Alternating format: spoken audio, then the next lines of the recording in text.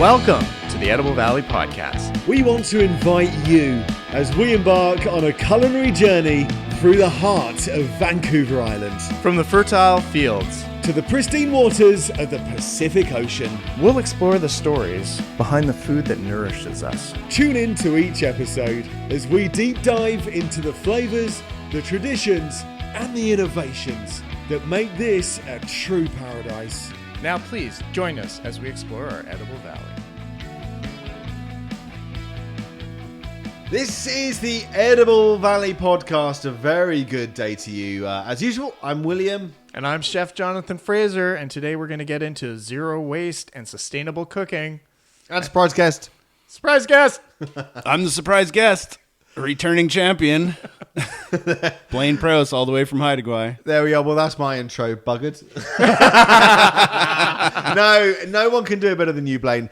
Well, Blayne, I've met you a few times, but you started this podcast, or were one of the starters with Gian. Yeah. Is that right? I think it was kind of my idea. Your and idea. And I brought it to John, and he's like, sure, let's try it. John, how do you feel about that? You're low-key now not a starter, technically. You know what? I'm like, was totally Blaine's idea, because he was like, do you want to do a podcast? And I said, what's a podcast? And he's like, it's this thing where we talk. I'm like radio? He's like, yeah, but we record it. I'm like, who listens to it? And I'm like, it's online. I'm like, all right. That is an exact, you just know that is exactly how the conversation Pretty much. went. It was You pretty knew much, everything. yeah. I listened to 2 podcasts, and I was like, this is cool. Let's do one. John and I could do this. We never hang out anymore. We used to hang out all the time. How can I hang out with John? Let's do a food podcast. Okay. That's Done. something John's into, right? Yeah. Yeah. And then we locked ourselves in his room with his fridge and Yeah, the fridge humming, making a ton of noise. yeah, and then both leaning into a microphone and talking with no energy and No listeners. no listeners. Pretty much. First couple of weeks. Yeah. Probably the first few months. Yeah. But we kept at it. We kept at it, and our biggest listened episode was still from me and Blayne going. So Well, we've come a long way in all these years. What is it, 11 years now, 12 years? yeah, somewhere probably around there. there. Yeah. Blayne, where have you been? I moved to Haida Gwaii in 2020. Wow. I decided my family and I decided to make some changes. So that's what we did. We sold out of the Comox Valley and we moved up there. And was it your extended family or just you and your immediate family? Me, my wife, and my daughter. Wow. Yep. How's your life up there? It's pretty good. Yeah. Yep. It's quiet, peaceful. There's lots of food around, wild and domestic, I guess you'd say. And you said earlier on, I like this, it seems a little bit like you're jumping back into the Matrix when you land on Vancouver Island. Oh, yeah, 100%. Which is interesting because then John, who's just been to Las Vegas, said you felt like you were landing in the Matrix and coming back to Vancouver Island felt like you were out of it again. Oh yeah, it was a total. You go from like this energy and like people everywhere to like, oh, there's like 1 or 2 cars going by. Yeah. 17th Street Bridge. Exactly. Sometimes the 5th. If I flew from Haida Gwaii to Vancouver to Las Vegas, I might just get catatonic. I think I might not be able to move. Yeah, that would be on the senses an Yeah. absolute assault. The noise, the lights, the heat, the people. I mean, Yeah. the nearest you get, it would amaze me that you said you can fly to Vancouver in like an hour and a half. Yeah. Which just the culture clash, just landing and suddenly you're in a building which you could argue might have as many people as on the whole of Haida Gwaii. Yeah, pretty much. That airport definitely would. Yeah. In YVR. I mean, Yep. it would be a real assault on the senses. Oh, yeah. But I'm very envious. I mean, the life you have, I'm sure it is full of an equal amount of challenges to any one of us, but they're challenges that you seem to really relish. Yeah, they're different challenges, but they're more human-based challenges, I'd say. Like, I want to go hunting and get deer, and I'm not finding the deer. Or are the salmon in yet? I want some salmon. It's all based around the seasons and food harvesting, firewood harvesting, those kinds of things. Well, and this is why I thought, let's bring Blayne in on this one. This is a perfect episode. Yeah, it is. Because he has to work around. He's up there. It's reducing his food waste, and like because there's a limited resource of items up there, right? You guys wait for the barge to come in, right, for food and such. Yep. Well, if you're not getting your own supply of it, right? I'm just asking a question that I know our listeners are going to want to. Is there ever a shortage of crisps? Yeah, for sure. We go into the grocery store sometimes, like Kate and we don't go to the bigger towns very often, but we do. We're like, let's get a bag of chips for the drive home. And you go in there and go, oh, damn. There's like nothing here. Literally none. There's some, but not the choice ones you want. Yeah. Like if you want Doritos, often there's no Doritos. Wow. Yeah, it's interesting. Wow. Yeah, forget it. But I'll stay here. Everybody gets lots of wild food up there, so it's like everybody's eating fish, Yeah. everybody's eating deer, and what's a treat? It's a bag of Doritos. They're actually in a better place overall. It's not a staple of our diet, like for many people down here, I guess. Now we're on the subject of Doritos. I'm going to say this story because We're getting way off subject. Holy smokes, yeah. Well, look, I can't imagine Doritos are going to come up on this show at any point again in the near future. So I was in the store the other day, and I put this on my Facebook actually, and I overheard a conversation in the crisps aisle, and they said, "How are you?" It was a husband and wife. How are we for Doritos at the moment? We're doing okay at the moment. Oh, wow. And I thought, this is amazing. I want to live there because they are on the pulse of Doritos. I imagine they've always got a bag on the go. Yeah, or two or three. The minute they became low on Doritos, they would top them up. They would never have no Doritos. They're Doritos preppers. Yeah. I prep lots of things, but not Doritos. And now, well, let's bridge now. How do we bridge from that to sustainability? Well, Doritos are definitely not the zero waste sustainable food. Well, I They're think if you get exact to the point opposite. of opening the bag up and licking them clean and then Yeah. trying to recycle that bag, maybe you're going somewhere. Yeah, but maybe, I think you're maybe. stretching. Yeah. Well, definitely did you stretching. know, though, they were actually a sustainable zero waste food when they were invented by Reginald Dorito in 1940. No, I'm joking. That never happened there. Reginald Dorito. Good one. All right, let's You get could've on kept to us this Yeah, going. episode. let's get on with it. Let's get going on this. We're here. We're going to discuss some uses of leftovers, reducing packaging, as well as creating some really delicious meals.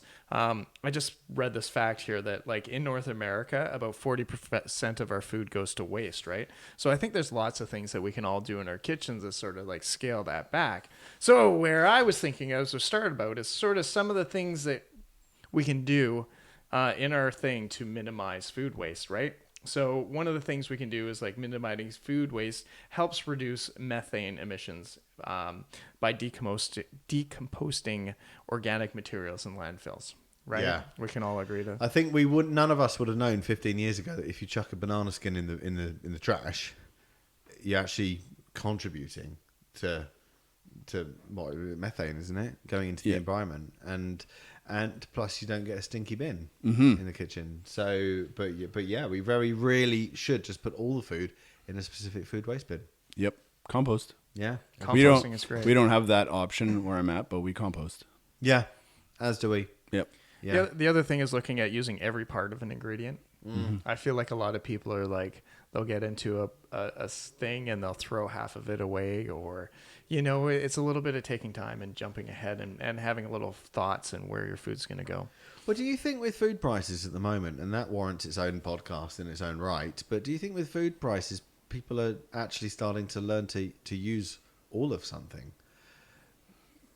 Yeah, maybe. I didn't really think of that. Yeah, 'Cause- I mean, I not wanting to divert too much, but, and I'm sure people are with me here, food prices are just shockingly high. Like, I've been looking at some shelves in the Real Canadian Superstore, which is supposed to be cheap, and just, I can't quite believe it. Like, I genuinely can't believe what is in front of my eyes. How people are getting away with charging this for rubbish. Yeah. And it still makes me think twice about chucking stuff away, though. Yep. Well, we have to use it. We can't go out and just buy a million more things. Yep. No, Well, it's super important. We just don't waste food at our house. No, that's And- great. And our food costs low because we harvest our own protein. Right. Predominantly. Yeah, we buy some stuff for sure.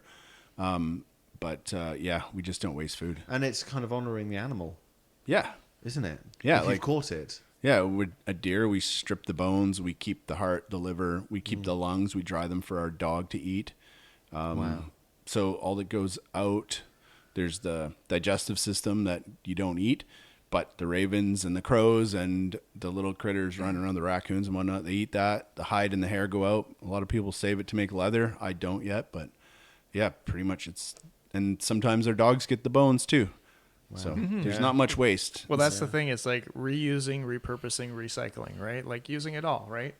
There's so many things that we can use and in our kitchens that are really easy that I think we get a little lazy sometimes, right? And also like looking at packaging, right? Nothing drives me more nuts than checking out vegetables and they're all wrapped in plastic and lettuce and all that stuff. And it's a little frustrating, and I understand why, because it's about convenience, right? And so we sacrifice convenience for good product and lifespan, right? Like I think, you know, it's a narrow thought when you're like a head of lettuce, you're like, oh, I don't want to cut and clean it, you know, but like you don't need to put that in a bag. You just take it home, peel the outside leaves off, throw them away. They're compostable, right? Cut the rest up, buy yourself a salad spinner. Yeah. It's so simple, so quick and not easy. hard to do. Yeah. And get a good one. Don't get a cheap one because it's just going to frustrate you. Yeah. And you might say, Blayne, that if someone says they haven't got enough time to do that, then they need to reevaluate their life. Oh, yeah, they need 100%. to make the time to do that. Everybody's got more time. Yeah, if you spend...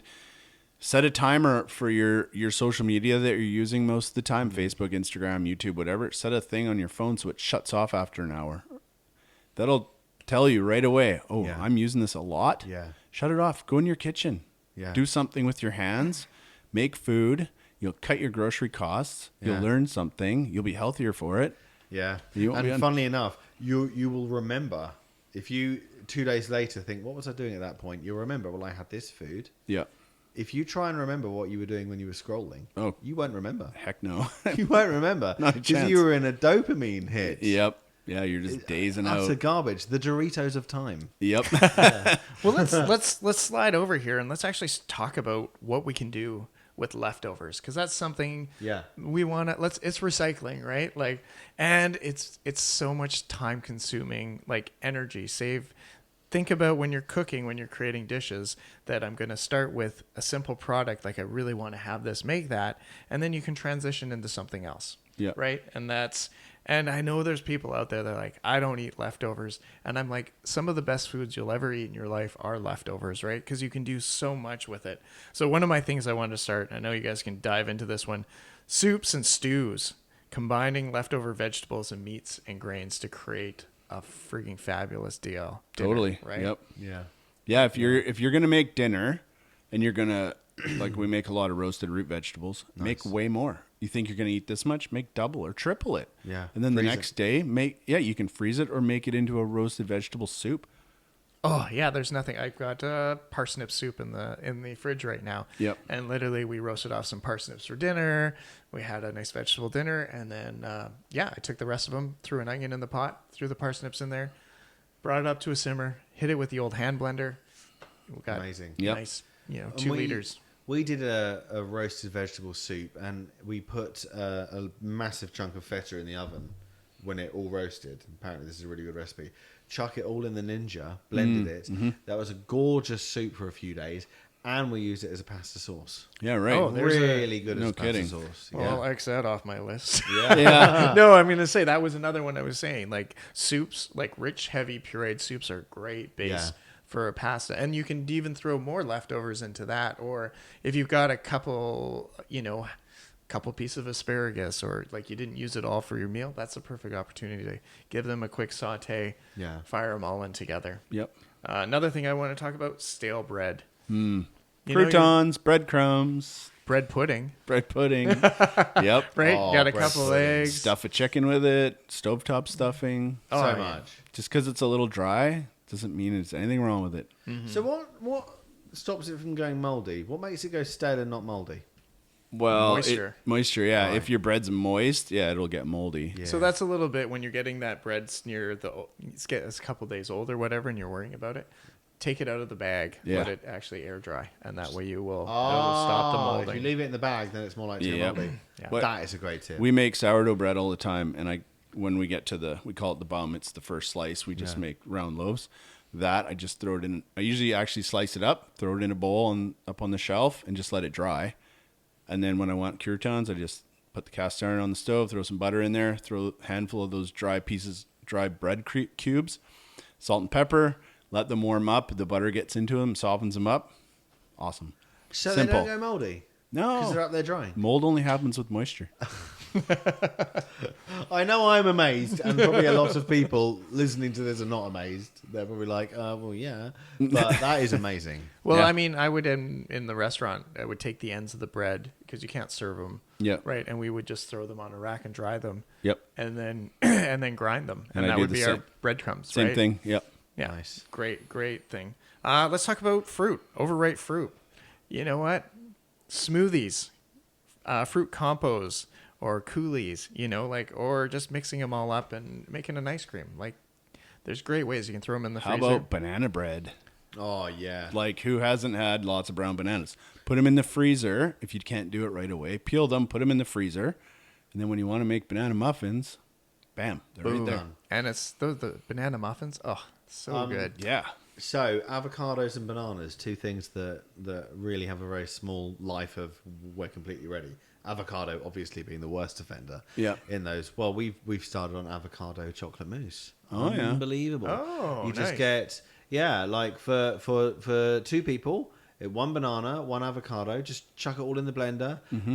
A tablespoon and a half of cocoa powder or cacao, little squirty of maple syrup. Couple of tablespoons of milk just to give it a bit of moisture. Blend it, and that is it. Sounds That's unreal. mousse. Yeah. Yeah, and that's full of energy and Full of energy. I might way actually better like- than Doritos. I might actually, I might Jello. actually like them that way. I'm not Yeah. a big avocado fan. They are so very tasty. We have it almost every night at the moment. I've been losing a weight primarily through to walking quite a lot, but we used to have a big chocolate bar every single night pretty much, and we just share it on the couch, and now we just have that. Yeah. And we have it a lot less sweet. We're not now used to things that are a lot less sweet, and it's so tasty. Yeah. So you really do. What I'm saying is you still get that treat. Yep. It's just a Yep. different animal. Totally. That's awesome. I All like right, it. moving on. I got another good one for you. Vegetable scraps. Yep. So when you're cutting up onions and trimming up carrots and all that stuff that you throw in the compost, if it's nice and clean stuff, throw it in a bag, throw it in your freezer. 100%. Wow. Save it till you get enough, throw it in a pot, bring it up to a simmer for half an hour, and you've got a beautiful vegetable stock. Nice. It's so easy. We do that same thing. And we also throw any bones in that we have because it doesn't matter. We get chicken bones, pork bones, beef bones. We don't put fish in it, but any land critter bones, they go in the bag too. And then, we make this big stock. And then, the leftover roasted vegetables, we put the stock in the freezer if we have extra, and it comes out roast veg and it's easy soup. You've just got flavors. Takes And a then soup you can in no use time. that to make cook some rice, make a Oh, yeah. risotto, any of those kind of things. You're just going to add extra flavors. Or then when you go to take all your soups that have been sitting there or your vegetables and making a soup, boom, you've got the stock to go right into Yep. it. It's just a great way Yeah, to use up cooking, stuff. using stock to cook your rice is excellent. Nice. Another one I wanted to talk about is pickling and fermenting. It is a bit more time consuming. Another thing that I want to get mine going more often is a dehydrator. There's times in the summer when you can get tomatoes for really cheap. Yep. You know what? Buy a full case. When you're cooking, cook what you need. Throw the rest in the dehydrator, and then you can just rehydrate them in the winter, and you can get beautiful flavors out of it. I made some goat meatballs at the farmers market because we're down there for was with the that? Chefs Association. Was that last weekend? That was this weekend, yeah. Bugger. I wasn't able to Anyways, be so we there. had these Wow. beautiful, goat meatballs, and they were and I took a bunch of sun-dried tomatoes that had been done up from the summer before. Oh, it was just incredible. So, I'm trying to think what other great things. The one I want to talk about, and I've got a little recipe for here, and this is a super easy one for everyone. If you want to use up some not wasted, but some leftovers, doing a frittata. Especially in the morning, so you have a big dinner at night, you have the leftover vegetables or whatever. Dice them up in your skillet pan. Get it nice and hot. You can throw in things like bell peppers, onions, spinach, asparagus, any of that. Heat them up, and then you're going to take 6 eggs, whisk them up, add a little bit of seasoning with salt and pepper. You can put some of your favorite fresh herbs and stuff in there. Boom, in the pan. Stir it around a little bit so it just starts coming together and it's just a little dry. Finish it in the oven for like 15 minutes, and then boom, pop it out. quarter it up, and you've got this beautiful meal, and everything's done. Like literally you can have that done in 10 minutes, right? 10, 15 minutes, and you've got a meal for 4 people. So, and no leftovers in your fridge. And no leftovers in your fridge. It's all been eaten. It's all been eaten. So Love it. And now I don't know. You guys got anything else you want to add about food or saving food? Here's another one: feeding your leftovers to your animals. Oh, that's a great idea. We got 2 dogs. They get some leftovers. Not that much, but, we have an abundance, too, of just preserved fish. We have lots of canned fish, so our dogs get a little bit, every day. So very little of it, if any, is thrown away. Oh, yeah. Yeah, nothing gets thrown away because we got to feed those 2 hungry mouths, too. Yeah. And so if it's too much for us, well, then it goes in their bowl. Or if it's something that we see, like if I'm processing and I'm grinding meat or I'm trimming something off a deer, say, or whatever, and it's just a little bit doesn't look palatable to me, they don't care. Yeah, So throw it right in their bowl and they just wolf it down. And they're all into it. So that's another. I mean, dog food's pricey too, so it all helps. it's all about saving every little dime, right? Yeah. Plus, and just not wasting because waste sucks. Yeah, I agree, 100%. All right, last thing I wanted to talk a little bit about is reducing packaging and waste. Things we can do. Now, my favorite that I fail miserably at all the time, so I'm always walking out of the grocery store with my hands full of groceries, but bringing in the old reusable bag. We've gotten to the habit that we have a tote. We fill it up. We put it in the back of the car. That's true. I saw you in Quality Foods. Yeah, But then 90% of the time, I'm just like, oh, I forget that bag in there. But you know what? Try and make that part of your routine, right? Like when you go into the store, grab that bag. Minimalizing, taking a look for bulk items is a great way too, right? Cuts down on a lot of those, bringing your own jars to fill like that. Like we know we have a lot of places that provide that kind of stuff for you. There's always eco-friendly packaging, which always gets me some ways because everyone's like, oh, this is eco-friendly, but you know what? Is it? Like there's a high temperature recycling, so a lot of like your disposable recycling plastics and stuff like that are hard to recycle, and I don't know if they actually do get recycled. So that always is a question. A lot of that stuff's made with corn oil too, which is broad scale agriculture with lots of pesticides, GMO stuff. So maybe it's a plant-based package, but is it worth that good? Yeah, questionable. Yeah, and I was always going to say I hate wrapping my vegetables in plastic. Yep. I will throw them just in the cart. Yep. I will take them home and then make sure to give them a good wash when I get home. Yeah. Bananas are already packaged. Apples are packaged. Tomatoes are packaged. Just don't squish them.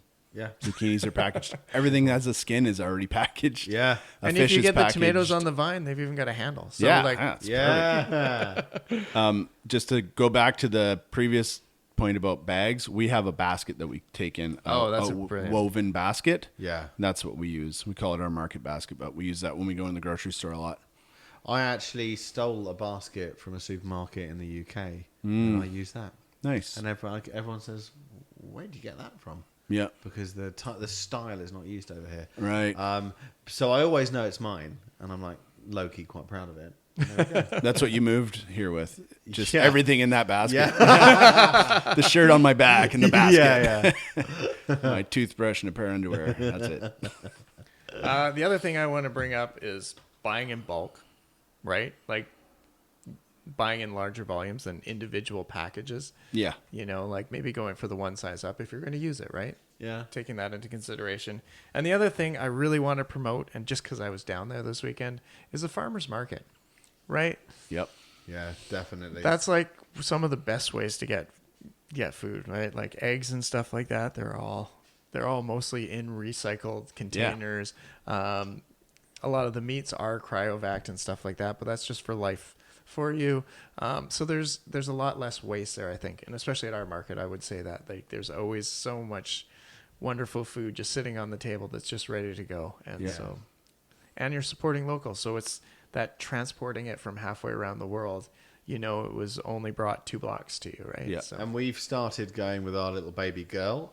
We realized that taking her to the supermarket every week and having her sat in the little child seat in the trolley, and she's looking at that and thinking, well, that's her first feelings of food, not meeting the farmer. Right. Well, Indoors poppycock, under artificial light. Yeah, we want her to actually go to the farmer's market, meet the farmer.